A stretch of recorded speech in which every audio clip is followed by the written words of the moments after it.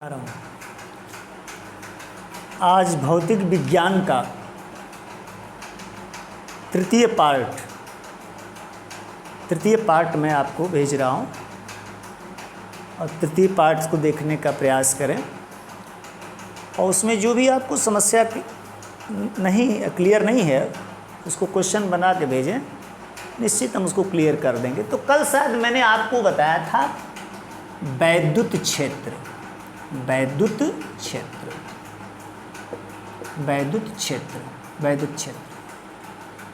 जिसकी अंग्रेजी होती है इलेक्ट्रिक फील्ड। क्या होती है? इलेक्ट्रिक फील्ड डाल लीजिए क्योंकि बोल के लिखाएंगे इलेक्ट्रिक फील्ड,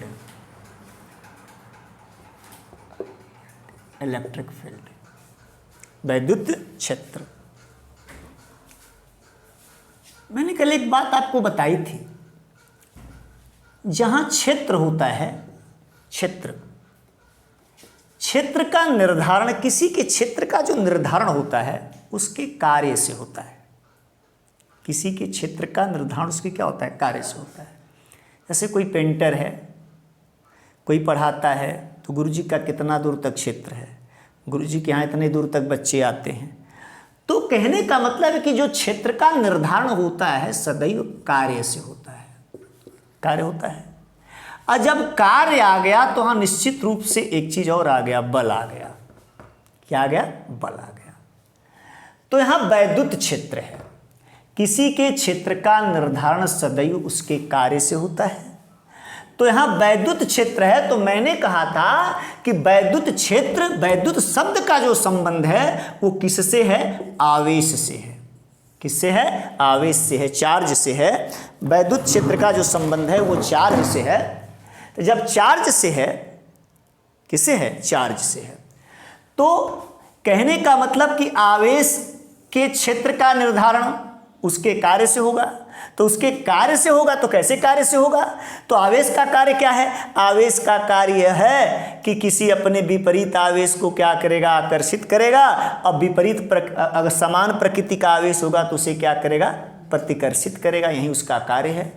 तो कहने का मतलब है आवेश के चारों ओर का वह क्षेत्र जहां तक इसके प्रभाव का अनुभव किया जा सके, जहां तक इसका प्रभाव होगा। तो प्रभाव का मतलब क्या हुआ? प्रभाव का मतलब हुआ कि इतना दूर तक, जैसे हमने कहा ये प्लस चार्ज है, अगर माइनस यहां हम लाते हैं तो यहां तक तो ये खींच लेगा। अगर माइनस यहां है तो इस प्लस का माइनस पर कोई प्रभाव नहीं पड़ रहा है, तो इतना दूर तक इसका ये क्या हो गया? क्षेत्र। ये क्षेत्र नहीं है। मतलब जहां तक एक आवेश दूसरे आवेश को आकर्षित करे या क्या करे? प्रतिकर्षित करे, तो वही उसका क्या हो गया? वैद्युत क्षेत्र। अगर नोट करना चाहें बेटा तो नोट कर लीजिए, आवेश के चारों ओर का, आवेश के चारों ओर का वह क्षेत्र, आवेश के चारों ओर का वह क्षेत्र जहां तक उसके प्रभाव का, जहां तक उसके प्रभाव का, जहां तक उसके प्रभाव का अनुभव किया जा सके, अनुभव किया जा सके,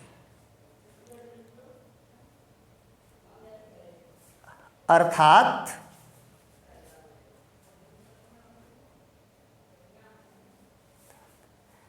जहां तक किसी अन्य आवेश पर वो, अर्थात जहां तक किसी अन्य आवेश पर, जहां तक किसी अन्य आवेश पर आकर्षण या प्रतिकर्षण बल लगा सके, आकर्षण या प्रतिकर्षण बल लगा सके, आकर्षण या प्रतिकर्षण बल लगा सके, वहीं उसका वैद्युत क्षेत्र होता है।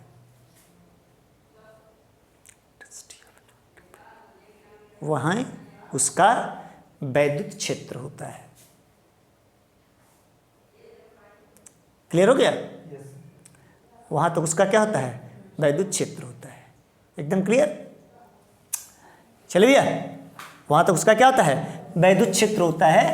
अब वेरी वेरी इंपॉर्टेंट टॉपिक, चले पहली परिभाषा हो गई। आवेश के चारों ओर का वह क्षेत्र जहां तक उसके प्रभाव का अनुभव किया जा सके।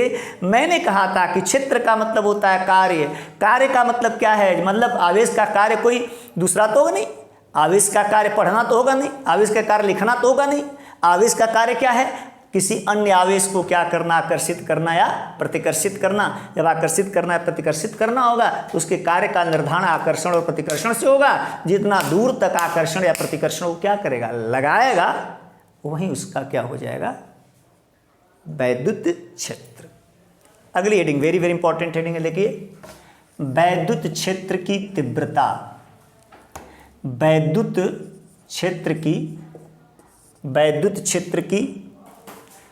क्षेत्र की तीव्रता। चलो गया। वैद्युत क्षेत्र की तीव्रता, वैद्युत क्षेत्र की तीव्रता लिखो intensity of electric field, intensity of electric field. एकदम क्लियर, ध्यान देना। अब हेडिंग से ही मैं परिभाषा निकालूंगा, याद रखो। किससे? हेडिंग से। जो मैंने हेडिंग डाला इसी से मैं परिभाषा निकाल दूंगा और इसको आप देखें परिभाषा कैसे बनाई जाती है। मैंने कहा ये वैद्युत क्षेत्र है ना। अगर कोई मैंने चार्ज रखा है तो यहां तक यह चार्ज किसी अन्य आवेश को अगर प्लस आएगा तो प्रतिकर्षित करेगा, अब माइनस आएगा तो आकर्षित करेगा। एकदम क्लियर हो गया। लेकिन वैद्युत क्षेत्र नहीं, बल्कि क्या कर रहा है? तीव्रता। क्या कर रहा है? तीव्रता। तीव्रता का अर्थ होता है औकात। क्या होता है? औकात। आप कितने तगड़े हो, है ना, आपकी कितनी मजबूती है। एकदम क्लियर हुआ। तो क्षेत्र बताना तो आसान है, क्षेत्र कितना प्रबल है, क्षेत्र कितना शक्तिशाली है, इसको बताने के लिए है कि नहीं है, क्षमता हो गई। जब तीव्रता बतानी है, क्षमता बतानी है कि नहीं है, तो वहां पर है ना, तो वहां पर याद रखो, वहां पर मानक की आवश्यकता होगी। किसकी आवश्यकता होगी? मानक की आवश्यकता होगी। बिना मानक के हम किसी भी वस्तु की या किसी भी पदार्थ की या किसी भी चीज की तीव्रता नहीं निकाल सकते। तीव्रता नहीं निकाल सकते। अर्थात तीव्रता निकालने के लिए सदैव मानक होगा। जैसे हमने ये क्या कहा, आप मजबूत हो, जैसे हमने कहा ए है, बी है, सी है, हो गया। ए भी मजबूत है, बी भी मजबूत है, सी भी मजबूत है। कौन मजबूत? तो तीनों हैं, लेकिन कितना है ये तो पता नहीं चला। तो मजबूत है तो ये क्षेत्र हो गया, और कितना है तो क्या हो गया? तीव्रता हो गई। एकदम समझ क्या कि कोई मजबूत है ये तो क्षेत्र की बात हो गई, कितना मजबूत है वो किसकी बात होगी? तीव्रता की। अब कितना बताना है तो कितना बताना है तो उसको तौलना पड़ेगा, उसको मापना पड़ेगा, है कि नहीं है? उसको तौलना पड़ेगा, उसको मापना पड़ेगा, उसकी तुलना करनी पड़ेगी। विदाउट तुलना हम उसको उसकी तीव्रता को बता नहीं सकते। एकदम 100% देखिएगा कि विदाउट तुलना के हम किसी, जैसे हमने कहा अब सपोज दैट डी एक इंटरनेशनल अंतर्राष्ट्रीय है। ये अंतर्राष्ट्रीय मान के चलो ये एक अंतर्राष्ट्रीय जो है शक्तिशाली व्यक्ति है। ए से इसकी क्रिया हुई तो ए से क्रिया हुई डी की, तो ए ने केवल 5 न्यूटन का बल लगाया। डी से इसकी क्रिया हुई तो कई न्यूटन का बल लगाया? 10 न्यूटन का बल लगाया। और जब सी से क्रिया हुई तो कई न्यूटन का बल लगाया? 20 न्यूटन। तो सबसे शक्तिशाली कौन है? सी है। तो शक्तिशाली कैसे पता चला? कौन शक्तिशाली? सी। तो किससे पता चला? डी से। तो डी इस तीनों की शक्ति का एक क्या है? मानक है। क्या है? मानक है। हो गया कि नहीं हो गया? उसी तरह से वैद्युत क्षेत्र की जब तीव्रता हमको निकालनी है, और निकालनी है तीव्रता, तो मानक के रूप में जिससे, जैसे हमने क्या कहा, मानक क्या हुआ? मैंने आप फिर एग्जांपल मैं दे रहा हूं। सपोज दैट ये आपका है, यहां पर कोई पदार्थ आपने रख दिया, पदार्थ रख दिया। और जब पदार्थ रख दिया तो पदार्थ रखने के बाद आपने ये पदार्थ है, तराजू पे तौल रहे हैं, यहां पर मैंने 10 kg रखा। क्या रखा? 10 kg रखा। तो पदार्थ की क्षमता कितनी है? 10 kg। ये कौन बताया? कि एक बाट बताया ना, ये बाट बता रहा है। चूंकि ये बाट बता रहा है तो बाट ही मानक है। ये इनकी तीव्रता बता दिया, इस पदार्थ की तीव्रता ये बता दिया कि तुम्हारी जो औकात है वह कई केजी की है, 10 केजी की है। एकदम क्लियर हुआ? तुम्हारी औकात कई केजी की है, 10 केजी की है। उसी तरह से बता, वैद्युत क्षेत्र की जहां तक तीव्रता की बात आती है तो एक टेस्टिंग चार्ज होता है। कौन चार्ज? Testing charge. तो टेस्टिंग चार्ज को कहते हैं टेस्टिंग चार्ज। कौन बेटा? Testing charge. टेस्टिंग चार्ज जिसको कहते हैं परीक्षण आवेश। कौन आवेश? परीक्षण आवेश। नोट कर दो, कौन आवेश? परीक्षण आवेश। कौन आवेश? परीक्षण, टेस्टिंग चार्ज। एक जगह नोट करो, आप नोट करते रहो, फिर परिभाषा हम बनाएंगे। कौन चार्ज बेटा? परीक्षण आवेश। ये शब्द सारे उसकी मतलब परिभाषा में यूज होंगे। क्लियर? एकदम क्लियर? Testing charge. तो टेस्टिंग चार्ज एक मानक है। क्या है? मानक है। इसी को आधार बनाकर वैद्युत क्षेत्र की तीव्रता निकाली जाती है। किसकी तीव्रता? वैद्युत क्षेत्र की तीव्रता यदि निकाली जाती है तो वैद्युत क्षेत्र की तीव्रता निकालने के लिए सबसे पहले किसको लेते हैं? परीक्षण आवेश को, जिसका नाम क्या है? Testing charge. Testing charge. कौन चार्ज? Testing charge. तो फिजिक्स में टेस्टिंग चार्ज माना जाता है Q0। कौन जीरो? Q0। कौन जीरो? Q0। इसका मान 1 होता है, याद रखना। एक कितना होता है? 1। क्लियर? अब एक है कि भाई याद रखो, एक दिमाग तुम्हारे प्रश्न होता है कि भाई मानक का आपने 1 क्यों माना? टेस्टिंग चार्ज लिए तो 1 आपने क्यों माना? 1 कूलाम क्यों माना? आवेश का मात्रक होता है कूलाम ना। तो बात की बात है, तुम आगे चलते उसके बाद बताएंगे आपको। देखना, Q0 टेस्टिंग चार्ज मतलब वाट के रूप में कौन डिनोट किया जाएगा? Q0। Q0 ही वैद्युत क्षेत्र की तीव्रता बताएगा। कौन जीरो? Q0। क्या बताएगा? वैद्युत क्षेत्र की तीव्रता। तो Q0 एक तरह का वाट है। क्या है? वाट है। यह वाट बताएगा कि वैद्युत क्षेत्र की तीव्रता कितनी है। एकदम क्लियर? अब जैसे एग्जाम्पल के तौर पर देखो, परिभाषा बनाएंगे। परिभाषा कैसे बनाएंगे? कहीं कंफ्यूजन नहीं है? जहां भी कंफ्यूजन होगा तुरंत आप लिख के भेजिएगा, है ना। देखिए, जैसे मैंने ये कह दिया, याद रखो बेटा। इधर आप देखो, जैसे सपोज दैट, क्लियर, ये वैद्युत क्षेत्र है। कौन क्षेत्र बेटा? वैद्युत क्षेत्र। अभी मैंने कहा टेस्टिंग चार्ज 1 क्यों माना जाता है, ये बता रहे हैं, उदाहरण से बता रहे हैं। ये सपोज दैट ये आपका वैद्युत क्षेत्र है। कौन क्षेत्र है? वैद्युत क्षेत्र है ना। ये वैद्युत क्षेत्र है, प्लस चार्ज है, यहाँ प्लस चार्ज के कारण ये वैद्युत क्षेत्र एक उत्पन्न हो गया। यहाँ तक इसकी फील्ड है। सपोज दैट एक पॉइंट, यहाँ there are many point A, B, C और ये क्या हो गया? D। बहुत से पॉइंट हैं। अब हम तीव्रता निकालना चाहते हैं। क्षेत्र तो बहुत लंबा चौड़ा है।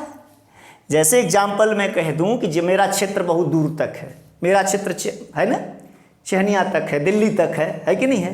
दिल्ली तक। मान लो हम कहते हैं हमारा क्षेत्र दिल्ली तक है, दिल्ली तक है। लेकिन जितना मजबूत मैं अपने गांव में रहूंगा, दिल्ली नहीं ना रहूंगा। इसका मतलब कि मेरी जो तीव्रता है हर जगह बराबर नहीं है, हर जगह बराबर नहीं है। जितना सर्वाइवल ऑफ द फिटेस्ट, जितना मैं मजबूत अपने गांव में होऊंगा उतना दूसरे स्थान पर नहीं होऊंगा। इसका मतलब जैसे जैसे हम अपने घर के नज़दीक रहेंगे हमारी तीव्रता क्या होगी? बढ़ेगी। और जैसे जैसे हम घर से कहाँ जाएंगे? दूर जाएंगे, मेरी तीव्रता क्या होगी? घटेगी। इसका मतलब है कि किसी की भी तीव्रता हर जगह समान नहीं होती। एकदम क्लियर? समान पैदा कर सकते हैं लेकिन होती नहीं है, ये नेचुरल है। तो ABCD हो गया। यहाँ पर हमको तीव्रता बतानी है, हो गया, तीव्रता बतानी है। तो तीव्रता बताने के लिए कौन लिया जाएगा? मानक लिया जाएगा। मानक में कौन charge? Testing charge. Testing charge. तो टेस्टिंग चार्ज को हमने क्या माना है? Q0। टेस्टिंग चार्ज को मैंने क्या कहा है? Q0। तो बिंदु A पर, किस पर? बिंदु A पर टेस्टिंग चार्ज मैंने रखा। जब टेस्टिंग चार्ज मैंने रखा तो ये इस पर क्या लगाएगा? बल लगाएगा। बल लगाएगा नहीं? बल लगाएगा। प्लस रखेंगे तो क्या लगाएगा? प्रतिकर्षण। माइनस रखेंगे तो क्या लगाएगा? आकर्षण। ये बल लगा रहा है, आकर्षण भी लगाएगा और तो ए पर मैंने देखा ए पर भी बल लगा, बी पर भी बल लगा, सी पर भी बल लगा, डी पर भी बल लगा, लेकिन मैंने देखा कि ए पर लगने वाला बल क्या है, अधिक है, और डी पर सबसे क्या है, कम है। तो इसका मतलब सबसे शक्तिशाली कहाँ है, ए पर, अर्थात तीव्रता सबसे ज्यादा कहाँ है, ए पर, और सबसे कम कहाँ है, डी पर। हो गया ना, क्लियर हो गया एकदम, बोलो बेटा, डी पर। अब रह गई बात, परिभाषा बताने जा रहे हैं, परिभाषा बनाने जा रहे हैं वैद्युत क्षेत्र की तीव्रता का, वो ध्यान से देखिएगा। वैद्युत क्षेत्र के अंदर किसी बिंदु पर वैद्युत क्षेत्र की तीव्रता, उस बिंदु पर परीक्षण आवेश रखें, क्या रखें, परीक्षण आवेश रखें, तो क्षेत्र उस पर क्या लगाएगा, बल लगाएगा। तो लगने वाला बल और परीक्षण आवेश दोनों का अनुपात, अब कहें कि अनुपात, इसको Q0 को आप ऊपर कहीं नहीं रखे, नहीं क्लियर हुआ। ये भी तो कुछ समझ सकता है कि भाई एक बात बताओ गुरुजी, आपने तो Q0 को, या Q0 ऊपर भी हो सकता है या फिर नीचे हो सकता है, तो आप Q0 कहाँ रखे, Q0 नीचे क्यों रखे, Q0 को डिनोमिनेटर में क्या रखे, न्यूमरेटर भी तो रख सकते थे, कारण है, याद रखो, जिससे तुलना की जाती वो सदैव हर में होता है, क्लियर हुआ। जिसके सापेक्ष निकाला जाएगा वो कहाँ होगा, हर में होगा। बोलो, 25 किलो अनाज कहाँ होगा, ऊपर, और किलो कहाँ होगा, नीचे, नहीं क्लियर हुआ, समझा नहीं समझा। तो परीक्षण आवेश सदैव कहाँ होगा, नीचे। तो वैद्युत क्षेत्र की तीव्रता एक सदिश राशि है, कौन राशि है, तब वेक्टर जरूर बनाएंगे। तो E बराबर, कौन बराबर, E बराबर लगने वाला बल अब बटे कौन, जीरो, Q0। हो गया। तो परिभाषा बन गई कि वैद्युत क्षेत्र की तीव्रता की परिभाषा, वैद्युत क्षेत्र के अंदर रखे परीक्षण आवेश पर लगने वाला बल, परीक्षण आवेश पर लगने वाला बल, वैद्युत क्षेत्र के अंदर किसी भी बिंदु पर वैद्युत क्षेत्र की तीव्रता, उस बिंदु पर रखे गए परीक्षण आवेश पर लगने वाला बल और परीक्षण आवेश का अनुपात या निष्पत्ति या अनुपात क्या कहलाता, वैद्युत क्षेत्र की तीव्रता। कोई कंफ्यूजन, चले आगे, आप लिख लीजिए। वैद्युत क्षेत्र के अंदर, वैद्युत क्षेत्र के अंदर, वैद्युत क्षेत्र के अंदर किसी बिंदु पर वैद्युत क्षेत्र की तीव्रता, किसी बिंदु पर वैद्युत क्षेत्र की तीव्रता, किसी बिंदु पर वैद्युत क्षेत्र की तीव्रता, किसी बिंदु पर वैद्युत क्षेत्र की तीव्रता, उस बिंदु पर रखे गए परीक्षण आवेश, उस बिंदु पर रखे गए परीक्षण आवेश, उस बिंदु पर रखे गए परीक्षण आवेश, परीक्षण आवेश पर लगने वाला बल, पर लगने वाला बल और परीक्षण आवेश की निष्पत्ति, और परीक्षण आवेश की निष्पत्ति, परीक्षण आवेश की निष्पत्ति, निष्पत्ति वैद्युत क्षेत्र की तीव्रता कहलाती है, वैद्युत क्षेत्र की तीव्रता कहलाती है।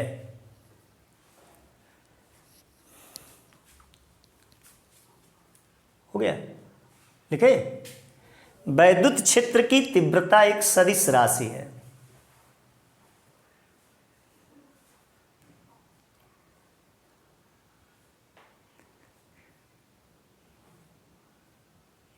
कौन सी राशि है, सदिश राशि है।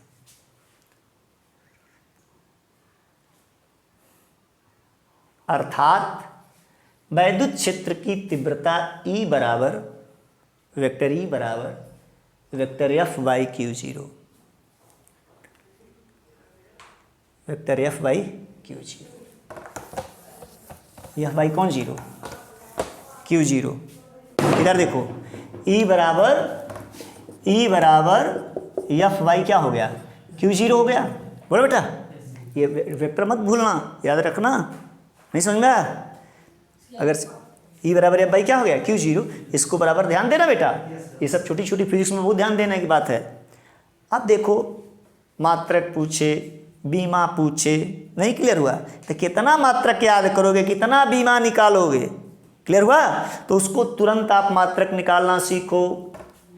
एफ का मात्रक क्या होता है न्यूटन, आ गया। आवेश का मात्रक क्या होता है कूलाम। तो वैद्युत क्षेत्र की तीव्रता का मात्रक क्या हो गया न्यूटन प्रति कूलाम। अगर आपके दिमाग में कि वैद्युत क्षेत्र की ई वैद्युत क्षेत्र एफ कैसे सदिश राशि है, कैसे वेक्टर है, ये है कि नहीं है, ये भी आपको बता दें। वेक्टर कैसे है, स्केलर कैसे है, एक ध्यान देना। जैसे मैंने बल लगाया, फोर्स अप्लाई किया तो उसका कोई ना कोई डायरेक्शन होगा, नहीं समझ में है कि नहीं है? जैसे हम बल लगा रहे हैं, ऊपर लगा रहे हैं, ऐसे लगा रहे हैं, इस दिशा में लगा रहे हैं, इधर लगा रहे हैं, इधर लगा रहे हैं, नहीं क्लियर हुआ? तो वहाँ डायरेक्शन होगा, तो इसलिए एफ कौन सी राशि हो गई, सदिश राशि हो गई। तो चूंकि बल की दिशा वैद्युत क्षेत्र, इसलिए अभी क्या हो गया सदिश राशि, अर्थात ई बराबर एफ बाई Q0 न्यूटन प्रति कूलाम। इसका क्या हो गया मात्रक हो गया। बोलो बेटा। अगर आप बीमी सूत्र निकालना चाहते हो, क्या निकालना चाहते हो, बीमी सूत्र निकाल के दिखाएं, निकाल के दिखा दें। अब देखो ई बराबर है ना, एफ है, एफ का बीमी सूत्र होता है ना एम ए, तो क्या होता है एम एल टी पर -2। बोलो। क्यू का क्या होता है, क्यू का फार्मूला तो आई टी होता है। क्यू का क्या होता है बे, आई टी होता है ना, जैसे क्यू बराबर आई टी होता है कि नहीं होता है, आई टी होता है ना। तो आई का क्या होता है ए, और टी का टी, तो इसका क्या हो गया ए टी, कहाँ जाएगा ऊपर, बोल बे। तो क्या हो गया एम एल टी पर माइनस क्या हो गया 3 ए इनवर्स। बोलो। ये वैद्युत क्षेत्र की तीव्रता का क्या हो गया बीमी सूत्र हो गया, डायमेंशनल फार्मूला हो गया। कोई दिक्कत आपको? नोट करिए आप। ई बराबर एफ बाई Q0 न्यूटन प्रति कूलाम, ई बराबर एम एल टी पर -2 एफ टी हो गया। ये मैंने ऊपर किया, जब ये मैंने ऊपर किया तो ऊपर जाएगा, तो पर -1 हो जाएगा, और एल आपका एल जस का तस हो गया, टी पर -2 है, टी पर -+1 है, जब ऊपर जाएगा तो टी पर माइनस होगा, टी पर माइनस क्या हो जाएगा 3 जाएगा, एम एल टी पर -3 ए पर माइनस क्या हो गया 1।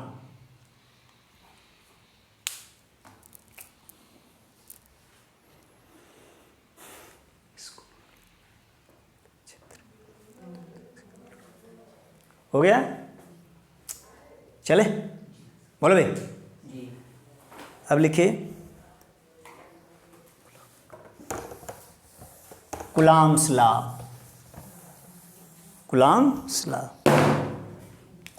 कूलाम का वैद्युत संबंधी नियम, कूलाम का वैद्युत संबंधी नियम।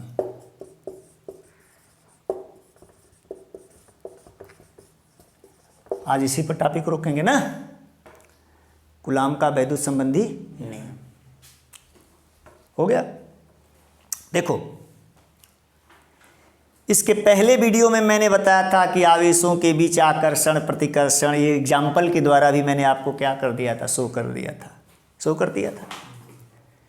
रेशम की छड़, एवोनाइट की छड़, तो मैंने लास्ट में सिद्ध कर दिया था कि आकर्षण समान आवेशों के बीच प्रतिकर्षण, विपरीत आवेशों के बीच आकर्षण। जब आकर्षित होते हैं, नज़दीक आते हैं, दूर जाते हैं, तो वहाँ एक बल लगता है, वहाँ एक क्या लगता है, बल लगता है।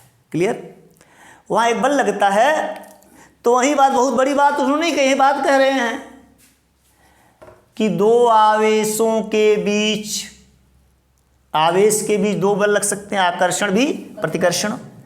दो आवेशों के बीच लगने वाला आकर्षण या प्रतिकर्षण बल, मैंने क्या कहा, दो आवेशों के बीच लगने वाला आकर्षण या प्रतिकर्षण बल उनकी मात्राओं के गुणनफल के अनुक्रमानुपाती। अरे जितने ये तगड़ा, जितने मात्रा इनकी अधिक होगी उतने आकर्षण या प्रतिकर्षण क्या लगेगा, अधिक लगेगा, है ना, अनुक्रमानुपाती। बोलो। प्रोपोर्शनल। और बीच की दूरी बढ़ जाएगी।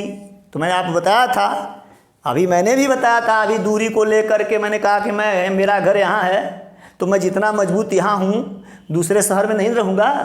तो दूरी जब बढ़ेगी तो उनकी तीव्रता क्या होगा, उनका बल क्या होगा, घटेगा। तो कहने का मतलब है कि दूरी के वर्ग के व्युत्क्रमानुपाती, विलोमानुपाती, इन्वर्सली प्रोपोर्शनल, यूनिवर्सली, अरे हो गया ना। तो कहने का मतलब बोलो तो क्या कहा, कूलाम के नियमानुसार दो आवेशों के बीच लगने वाला आकर्षण या प्रतिकर्षण बल उनके मात्राओं के गुणनफल के अनुक्रमानुपाती बीच की दूरी के वर्ग के व्युत्क्रमानुपाती होता है ना। अब इसको हमने क्या कहा, फिजिक्स एक ऐसा विषय, विज्ञान का मतलब होता है, विज्ञान का मतलब होता है किसी चीज़ को शॉर्ट फॉर्म में लिखना, इतना बड़ा घंटा भर पंचायत करने की क्या ज़रूरत है, इसको शॉर्ट मतलब कोट संकेत में लिख दें। कहता है, कहने का मतलब है कि याद रखो इसको फार्मूले के रूप में लिख करके, तो लिख लो दो आवेशों के बीच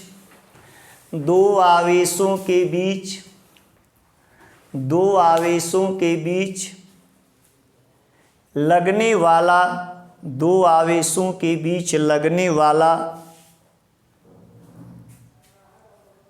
आकर्षण या प्रतिकर्षण बल, दो आवेशों के बीच लगने वाला आकर्षण या प्रतिकर्षण बल उनकी मात्राओं के गुणनफल के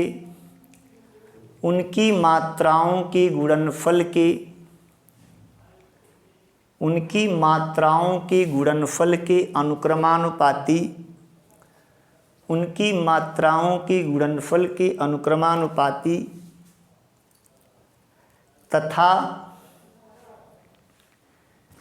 तथा बीच की दूरी के वर्ग के व्युत्क्रमानुपाती होता है। बीच की दूरी के वर्ग के व्युत्क्रमानुपाती होता है। बीच की दूरी के वर्ग के व्युत्क्रमानुपाती होता है। व्युत्क्रमानुपाती विलोमानुपाती। देखो जहां विपरीत संबंध हो, अगर x विपरीत है y का तो x ऊपर, तो 1/y कहाँ होगा, नीचे। अनुक्रमानुपाती तो दोनों अंश अंश में, ये समानुपाती हो गया।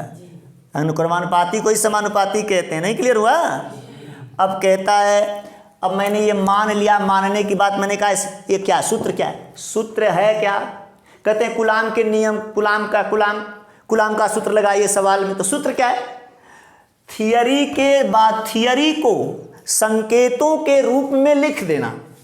मैंने क्या कहा, पूरी थियरी को संकेतों के रूप में यदि लिख देंगे तो ही क्या बन जाएगा, सूत्र बन जाएगा। अब कहता है आवेश है, मान लो Q1 Q2 दो आवेश हैं, इनके बीच लगने वाला बल क्या है, F है। तो F अनुक्रमानुपाती Q1 Q2 अंश में जाएगा, R के व्युत्क्रमानुपाती बीच की दूरी क्या है, R है, तो R का क्या होगा, स्क्वायर होगा ना। तो F बराबर K Q1 Q2 by R का क्या होगा, स्क्वायर। अब यहाँ के कांस्टेंट के रूप में नहीं प्रयोग होता है, पहले के होता था, अब के की जगह क्या होता है, अभी लिखाएंगे, आपको नहीं समझा तो लिखिए। माना Q1 और Q2 दो आवेश एक दूसरे से, माना Q1 और Q2 दो आवेश एक दूसरे से R दूरी पर स्थित हैं, R दूरी पर स्थित हैं।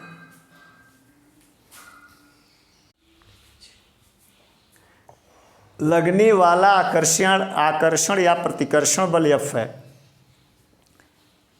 रिपल्सिव अट्रैक्टिव दो शब्द हो गया ना। आकर्षण माने अट्रैक्टिव और रिपल्सिव माने प्रतिकर्षण वाला, हो गया ना, हो गया ना। तो कूलाम के नियमानुसार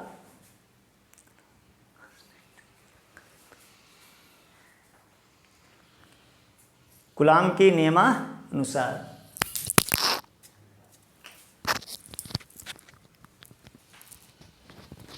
कूलाम के नियमानुसार लिख लीजिए।